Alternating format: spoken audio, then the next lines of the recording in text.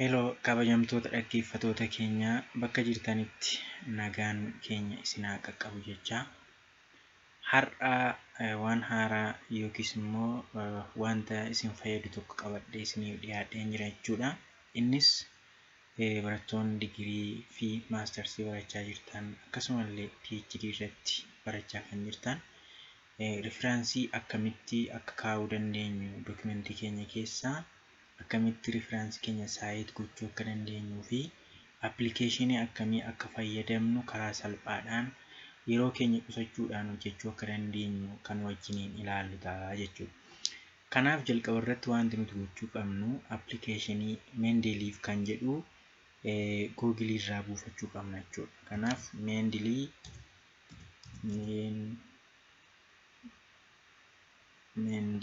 kan jedhu kana search goona jechuudha. Google irraa Mendeley desktop kan jedhu kana default asirratti naa dhufee jira jechuudha. Then click on it. Click erga goone booddee filannoo hedduutu nu dhufa jechuudha.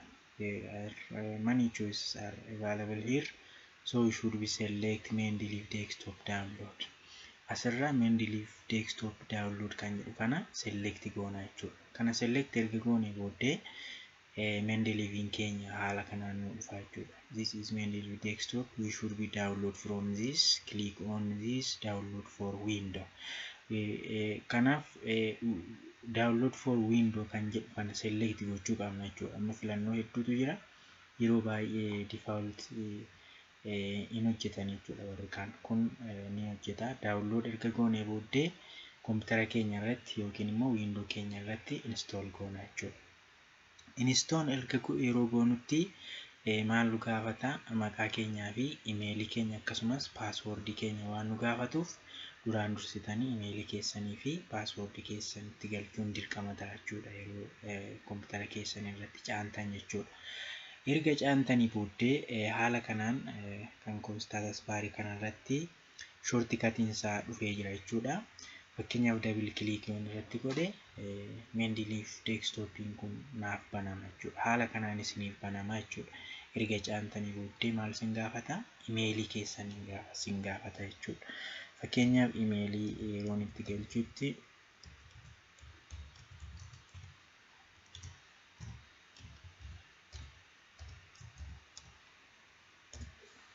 emailii fi paaswoordii kun itti galchachuudha.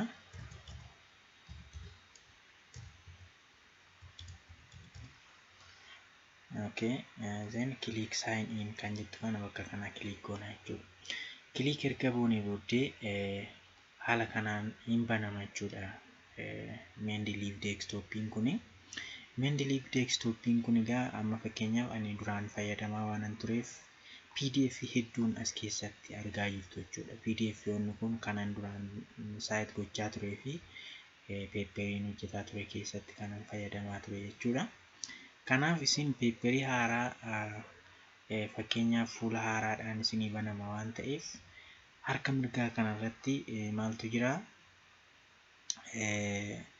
Iddoo isinii faayilatti create gootantu jira jechuudha. Create folder kan jedhu kun jira. Akkasuma create group kan jedhu jira jechuudha. Group garaagaraa more than to create gochuu dandeessu. Akkasuma folder illee amma barbaadan create gochuu dandeessu jechuudha. Fakkeenyaaf tutoriyaaliidhaaf asirratti click yoon godhe maaltu uumama? Fakkeenyaaf capital tutorial jedhee maalan godha create godheera jechuudha. Folderri koo create ta'ee jira. Fakkeenyaaf bakki kun eriyaan kun duwwaadha jechuudha. Asirratti akkuma argitan outer name, title name, year, publication fi added kan jedhu kana nu gaafatee jira jechuudha. Haa ta'u malee bakka kanatti maaltu gala? Riferaansii nuti fayyadamnu sana peeperoonni keenya artikilee ta'uu danda'a, joornaalota garaagaraa irraa buufnee PDF yoo harkaa qabnu sana bakka kanatti galchinaa jechuudha.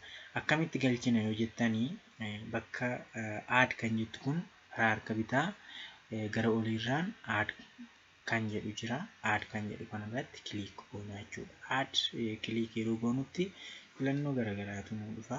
Iddoo dookumentiin keenya jiru yookiin immoo riferansiin keessan bakka walitti qabatanii jirtan barbaanne bakka sanaa maal goona? itti galchuu dandeenya jechuudha. Fakkeenyaaf ana artikelii sadan kana asirraa yoon itti galche, fakkeenyaaf defaultii yoon itti galche select godhee open godha jechuudha. Open ergan jedhee booddee artikiloonni kun maal ta'u asirratti dhufanii itti galu jechuudha. Bitanii haala kanaan artikiloonni kun insert ergatti ta'anii booddee asirratti akkuma argitan outer namein bakka kana dhufa, title namein titlein paperii sana haala kanaan dhufa, barri paperiin sun itti maxxanfamee fi joornaaliin itti publish ta'e haala kanaan asirratti mul'ata jechuudha. Haa ta'u malee akkamitti paperii keenya irratti yookiin immoo dookimentii keenya irratti saayit gochuu dandeenya jechuu dandeessu. Sana gochuudhaaf dura dookimentii qabaachuu qabna, woordii keenya jechuudha bakka itti saayit goonu. Fakkeenyaaf kun dookimentiin ani fayyadamudha yoo ta'e, bakka kanatti jalqaba referaansii kaa'uu jechuun maal jechuudha? Yaanni ani fayyadame sun yookiin immoo statementiin ani fayyadame sun paperii biraarraa fudhachuu koo argisiisa jechuudha. Kanaaf for example, if this statement is taken from another articles or journals, so we should be cite this one. Kana cite gochuun qabachuudha. Yaada kana paperii biraarraa fudheera waan ta'eef bakka kana irratti paperiin irraa fudhe sana namni dubbisu, namni paperii koo dubbisu akka argatutti deemeen cite godhaa jechuudha. Kana gochuuf dookimentii koo ergan banee booddee bakka cite godhu sana irratti click gochuudhaan insert citation kan jettu kana jalaan dhufaa jechuudha. Fakkeenyaaf hoomii jala jirtu yoo ta'e hoomii jalaa baatanii referaansii kana jala dhuftu, referaansii kana jala erga seentanii insert citation kan jettu kana jala dhuftu jechuudha. Click erga gootanii booddee maaltu isin dhufa? Gootuu Mendelif kan jedhu kana irratti click gootu jechuudha. Gootuu Mendelif erga jettanii booddee maaltu isin dhufa? Paperoonni dura asitti galchine sun haala kanaan deebi'anii mul'atu jechuudha. Kanaaf paperoonni kun egaa fakkeenyaaf fooldara create gootan sana keessa dhaqxanii fooldara barbaadan keessaa fuutanii jala galuu dandeessu jechuudha. Fakkeenyaaf paperii kanan saayit gochuu barbaada yoo ta'e paperii kana irratti click godhaa jechuudha. Ergan click godhee maalan godhaa? Saayit bakka itti kana dhufe ishee kana click godhaa jechuudha.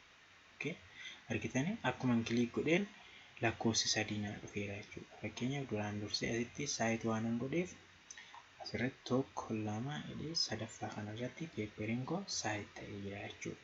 Erga kana ta'ee ammas saayit biraa dabaluu barbaaddu yoo ta'e akkuma duraatti insertii kana jala seenuudhaan Mendelif kana seentanii paperii barbaadan irratti click gochuudhaan saayit gootu jechuudha. Haala kanaan tokkoon tokkoon paperii keessanii saayit gochaa deemuu dandeessu jechuudha.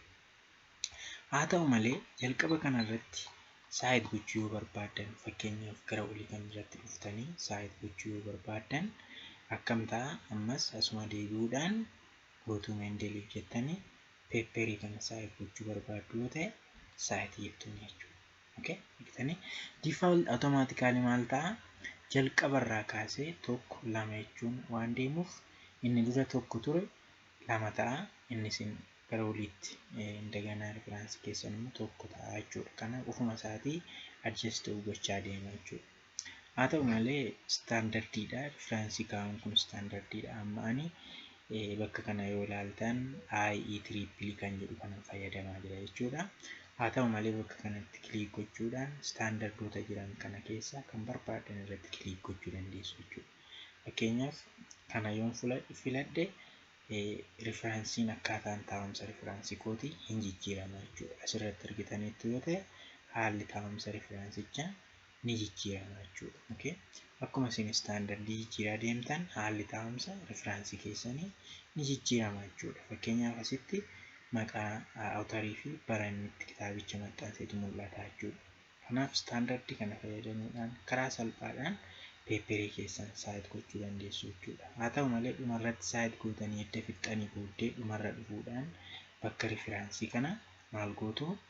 Iddoo kanatti fakkeenyaaf isinii dhufuu dhiisuu danda'a jechuudha. Referansiin keessan isinii dhufuu yoo baate insert bibliography jechuudhaan haala kanaan isinii fida jechuudha.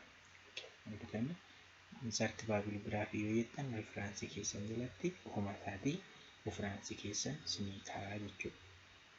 Egaan firoota koo waan guddaa barattanitti jedhee yaada. Viidiyoo kana subscribe, share gochuudhaan namoota biroo biraanis akka geessan abdii guddaan qaba.